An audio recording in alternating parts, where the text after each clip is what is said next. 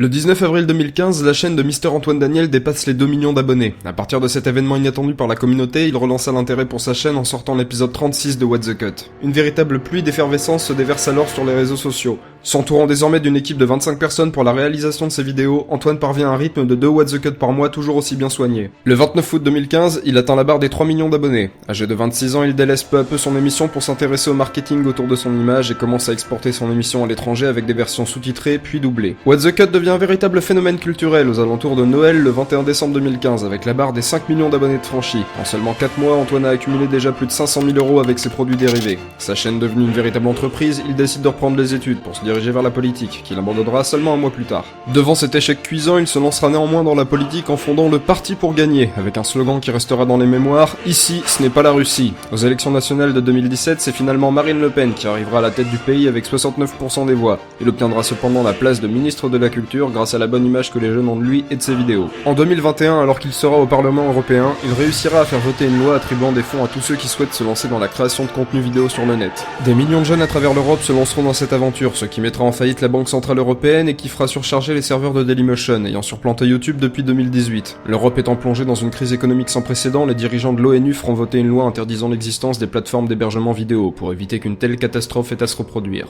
À la suite de cette décision, ce sont plusieurs dizaines de millions d'individus qui défilèrent à travers le monde pour protester contre cette décision, faisant éclater des guerres civiles entre les forces de l'ordre et les populations. Les conflits ne prendront fin sur le globe qu'en 2025, après l'explosion du Parlement européen par des utilisateurs du canal B de 4chan. Dernier acte de rébellion face à l'autorité, une paix durable sera finalement acceptée et les plateformes vidéo réintégrées sur le net. Antoine Daniel finira condamné à la prison à vie, jugé responsable de la mort de 21 millions d'individus. Les dégâts causés par sa prise de décision fatale en 2021 ne seront réparés qu'en 2048, laissant le temps à la civilisation de se reconstruire. En conclusion, si Antoine Daniel sortait des vidéos plus souvent, on serait pas dans la merde.